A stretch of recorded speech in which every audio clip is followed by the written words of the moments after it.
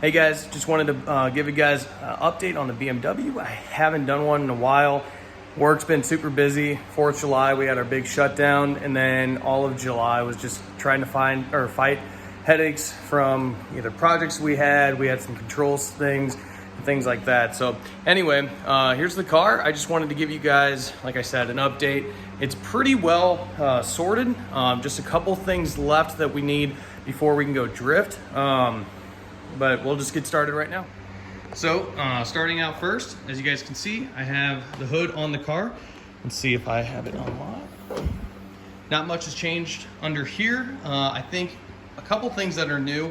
I went ahead and got rid of the high pressure fuel pump, or the mechanical fuel pump.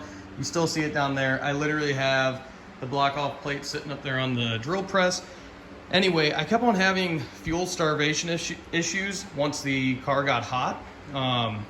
It ended up not being the fuel pump, but while I was diagnosing it, I went ahead and put a electronic fuel pump on there. Basically what was happening is after about 15 to 20 minutes of the car running, we would lose fuel pressure. What it ended up being, well, what solved it, because even using the factory hard lines like I was on this pump, but I was using the electric pump, I would still have this issue.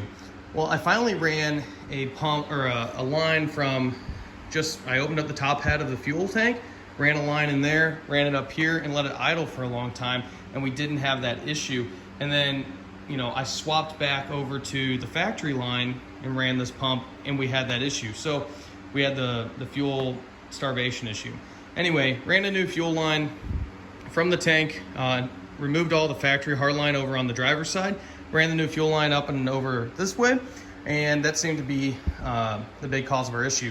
I've let this thing idle out in the driveway for 30 minutes, go beat on it for another 30 minutes or so, come back, let it idle in the driveway for another 30 minutes, and it's still no issue. So that's super good. Can't complain with that. I think in the last video we installed the alternator. That's still holding up good. It's, every time I run it, it's right at 14.2 volts, so I can't complain. Everything is going well. One issue I had, and it was just a stupid mess up on my part, I forgot a hose clamp on the master cylinder, the brake master cylinder inside the car. So one morning, I came out, tried starting it, and there was all fluid in my, brake fluid sitting in my footwell. So got that fixed up. I am going to change this brake, or this feed line going to that. Sorry, it's the clutch master cylinder. You can see it's starting to sweat.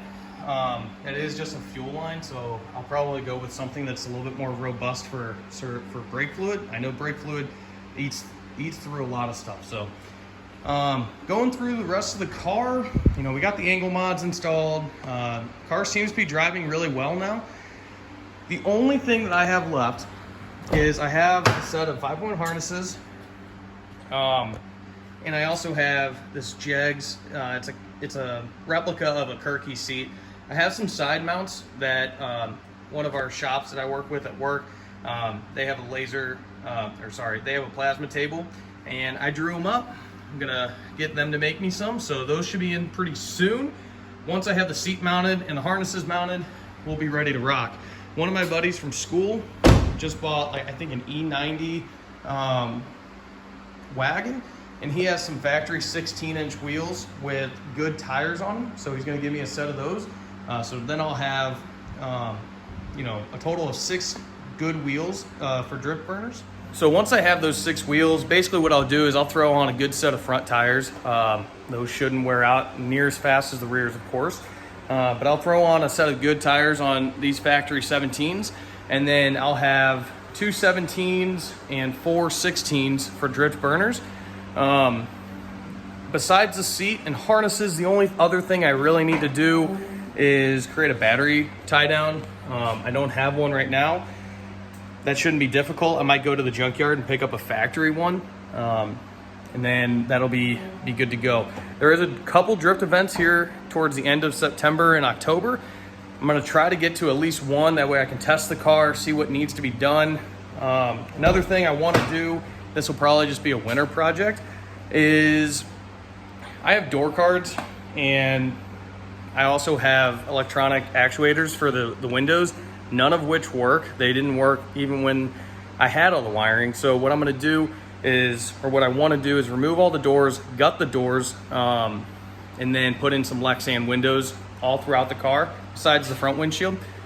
I also have some Lexan to film the sunroof. That way, if it does start raining outside and the car is parked outside or for whatever reason, it's not just pouring rain into the top. So anyway, that's the update on the BMW. I'll post up a video of it doing a pretty good burnout for Labor Day. So other than that, thanks guys.